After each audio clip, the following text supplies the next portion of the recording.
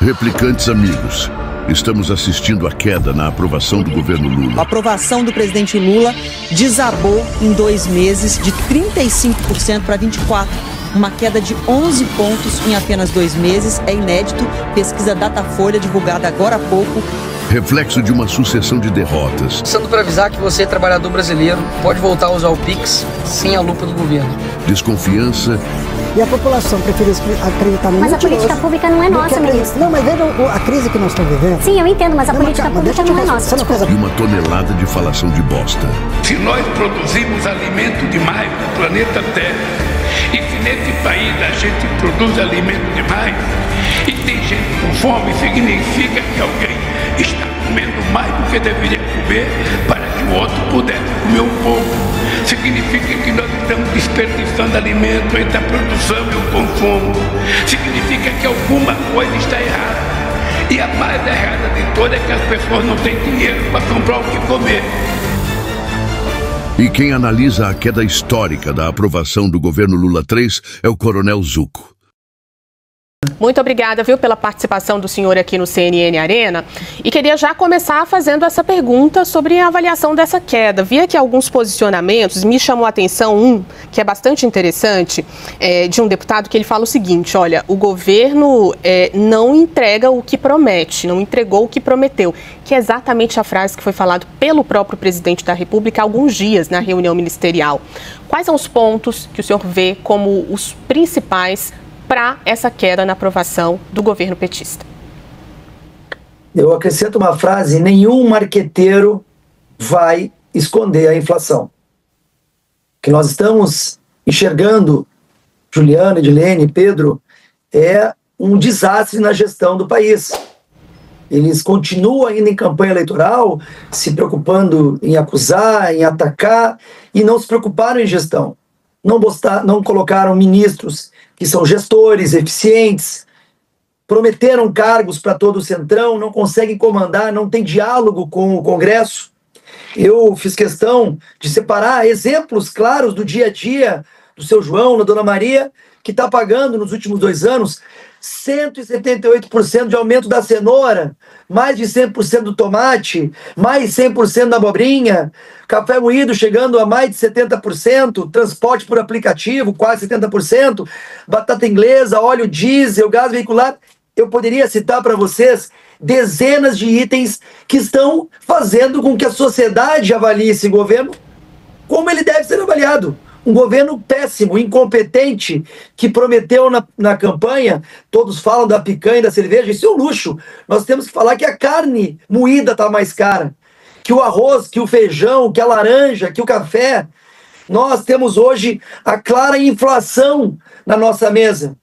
E a gente, enquanto isso, vê, né, um presidente irresponsável na sua fala, inclusive diplomaticamente, criando tensões com partidos históricos, com países históricos como é os Estados Unidos, tensionando com outras nações, como é a Argentina, que é um grande parceiro comercial. Então nós temos que entender que o presidente Lula, ele não consegue mais governar.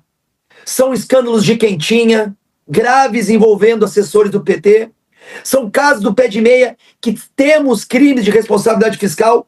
Não venham falar que os 90 dias dados para ajustar estão relacionados a não ter ocorrido um problema. Eu fui pessoalmente no ministro Nardes do Tribunal de Contas da União e há crime de responsabilidade fiscal. Se não há ambiente para impeachment é outra coisa, mas foi cometido crime. Gastou o que não podia, entrando num fundo privado que não tinha aquela intenção do gasto. Nós temos recentemente o caso do arroz, que eles queriam comprar asiático, e mostraram nesta certa licitação, onde eles queriam comprar arroz de sorveteria, de locação de carro.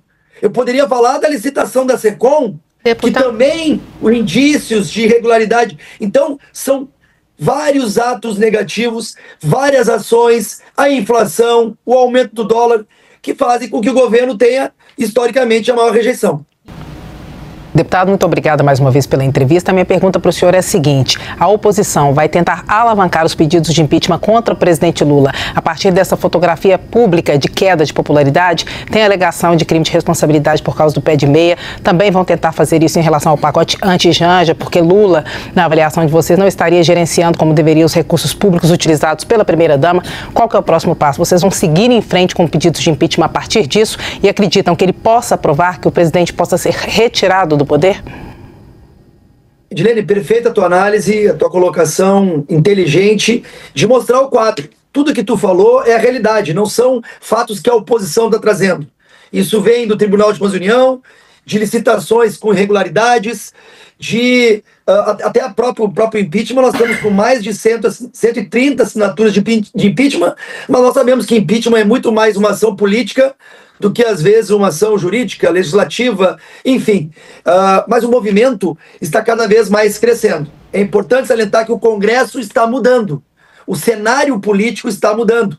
Já foi demitido um ministro, estava lá, sentado na cadeira de deputado federal, Paulo Pimenta, que tentou tornar aqui, fazer uma campanha, uma pré-campanha no estado do Rio Grande do Sul, tentou se manter no Ministério da Comunicação e agora virou deputado.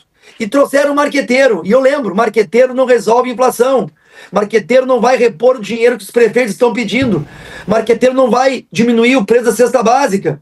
É muito importante salientar da responsabilidade da oposição na transparência de mostrar para a sociedade que o que foi prometido nas eleições e que eles continuam em campanha, inclusive contratando um marqueteiro, não está adiantando mais. E tu tens razão, este volume está aumentando. O Centrão, né, que chamam, já está incomodado com, inclusive, né, o envolvimento jurídico nas emendas. Para mim, essas emendas têm que ser investigadas, mas logicamente que está tendo aí uma ação, um governo federal, com o seu antigo correligionário, que é o Flávio Dino, que também se declarou, né, um ministro comunista. Então, está muito ruim essa relação, né? O presidente Lula não tem um diálogo franco com o Congresso, continua se polarizando com o Bolsonaro, tudo é culpa do Bolsonaro, ao invés de ele chegar e olhar para os seus ministros e ver se eles têm qualificação para estarem no seu cargo. É uma máquina inchada, investimentos que deixam de ser colocados, enquanto isso está perdendo cada vez mais o respeito do mercado, passando insegurança. Olha só essa oscilação do dólar. Muito se deve à forma com que ele trata o mercado. E é isso, nós estamos sem uma política econômica clara, somos o primeiro no ranking do imposto mais alto do mundo, ali junto com a Hungria, e nós temos um governo que está perdido. Eu não tenho dúvida que isso já foi reflexo das eleições de 24 para vereadores e prefeitos, e me aguardem, nos aguardem, nós teremos a maioria no Congresso, porque o povo quer pessoas técnicas como Paulo Guedes, Tereza Cristina, Tarcísio Gomes de Freitas. O povo quer de volta o presidente Bolsonaro, porque viu que foi enganado por essa narrativa, porque viu que eles não entregam o que falam, e está comprovado agora onde? Na mesa do povo brasileiro. Deputado, o ex-presidente Jair Bolsonaro interditou o debate sobre a escolha de um candidato do campo da direita para 2026. Ele, mesmo estando inelegível, não aceita a construção de uma alternativa desse campo. Nós temos aí já pelo menos 7 nomes que se apresentaram ou foram apresentados para disputar a presidência contra o Lula, que deve tentar a reeleição. O senhor não acha que essa estratégia de Jair Bolsonaro, que aliás é a mesma de Lula, quando em 2018 estava também inelegível, não pode colocar ou dificultar a vida da direita, colocar em risco as chances desse campo político fazer uma candidatura? Pedro, eu vou ser muito franco. Eu acompanho o presidente Bolsonaro do Oiapoque a Chuí, de leste a oeste, em todos os estados. Ninguém na história consegue mobilizar tantas pessoas, tantos brasileiros relacionados a princípios e valores carentes do nosso país. Amor à pátria, amor à instituição família, a fazer o que é certo e não o que é fácil, a trazer pessoas técnicas para a gestão, como disse anteriormente, do Tarcísio, do Paulo Guedes e tantos outros ministros que trouxeram resultado. No momento que tu tens uma injustiça clara, deixar inelegível por falar com embaixadores. No momento que tu está vendo investigações relacionadas a possíveis interferências nas eleições, é mais do que natural o maior líder da história política ainda ter, não a pretensão, o direito de se tornar elegível e concorrer. Nenhum outro candidato tem a força do presidente Bolsonaro. E somente o presidente Bolsonaro caberá, no momento que ele, então, porventura não se tornar viável, porque só prendendo o presidente Bolsonaro, porque até mesmo inelegível ele pode concorrer. A direita quer, os principais nomes, que provavelmente alguns tu vai citar, querem o presidente Bolsonaro eleito.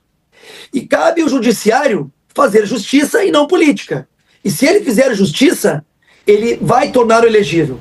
É isso que a gente acredita. As pessoas falam que, não, mas vocês não querem falar outro nome. Porque não há outro nome que consiga, neste momento, mobilizar o Brasil como ele mobiliza. E nós acreditamos de coração e alma que ele vai concorrer, se tornar elegível novamente e ganhar as eleições. Porque ele ganhou as eleições de 24. É só vocês olharem nas cidades. Seja no Partido Progressista, seja até um partido de centro no PSD, no PL, que cresceu muito. A esquerda está terminando, porque não deu certo em nação nenhuma. E, sim, acreditamos ainda na sua elegibilidade e que, se em algum momento partir dele apoiar uma outra opção, nós vamos respeitar. Mas nós acreditamos no nome dele e é no nome dele que nós estamos confiando. Essa foi a réplica de hoje. E se você chegou até aqui, nós queremos saber qual é a sua opinião. Entre nos comentários e deixe a sua réplica. Nos vemos no próximo vídeo.